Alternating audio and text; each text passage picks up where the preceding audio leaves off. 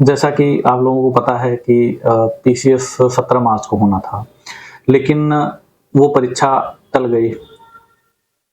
लोग इस समय तैयारी कर रहे हैं, तो कुछ लोग जो है मेंस की तैयारी कर रहे हैं, कुछ लोगों को जिनको ये संदेह था कि पीटी में दिक्कत होगी, वो पीटी की तैयारी कर रहे हैं। पीटी की तैयारी को धार देने के लिए पीटी की तैयारी कर रहे हैं। लेकिन जिनके लिए पीटी ज़्यादा हर्डल नहीं है, उनके लिए अवसर है कि इस 2 महीने में माना जा रहा है कि अब ये परीक्षा जुलाई या अगस्त में होनी है। लास्ट जुलाई या अगस्त में होनी है। तो ये परीक्षा अगर जुलाई और अगस्त में होनी है, तो इस बीच में 2 महीने मिल रहे हैं आपके पास। इस 2 महीने में क्या स्ट्रैटेजी होनी चाहिए हमारे पढ़ने की? या अब इसमें 2 स्ट्रैटेजी होनी चाहिए। एक तो कुछ लोग ऐसे हैं जो नए हैं अभी, तैयारी में नए हैं, कभी मेंस नहीं दिया है, लेकिन उनकी पीटी की तैयारी अच्छी है, उन्हें उम्मीद है कि पीटी हो जाएगा। तो ऐसे लोगों के लिए ये स्ट्रैटेजी है कि इस 2 महीने वो कम से कम 2 पेपर तैयार कर लें। चाहे वो यूपी के 2 पेपर तैयार कर लें या वो जीएस के 2 पेपर तैयार कर लें इस बीच में।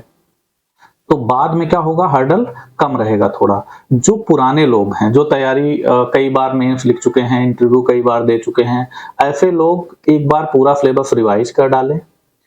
पूरा सिलेबस रिवाइज करने का मतलब है कि उन्होंने पढ़ रखा होगा, नोट्स बना रखे होंगे, तो वो नोट्स अपने रिवाइज कर सकते हैं। तो वो हो सकता है कि सारे, मुझे लगता है 2 महीने अगर किसी ने मेंस लगातार दिया है, तो 2 महीने उसके लिए सारे पेपर रिवाइज करने के लिए ठीक है। और ऐसे बच्चे जिनका मीडियम अंग्रेजी है, जिनको हिंदी में दिक्कत होती है, कुछ ऐसे लोग होते हैं जो निबंध में जिनको दिक्कत है, तो ऐसे लोगों के लिए थोड़ा-थोड़ा हिंदी भी देखते रहना चाहिए इस बीच में, निबंध पे भी काम करते रहना चाहिए। खासकर इंग्लिश मीडियम वाले बच्चों के लिए है, क्योंकि उनको देखा जाता है कि ज़्यादातर हिंदी में उनके लिए दिक्कत हो जाती है। तो इसलिए जो है इस रणनीति पे हम काम कर सकते हैं। हम लोग इसके लिए test series programme, mains answer writing test series programme भी शुरू कर रहे हैं और एक आंसर राइटिंग डिस्कशन प्रोग्राम है।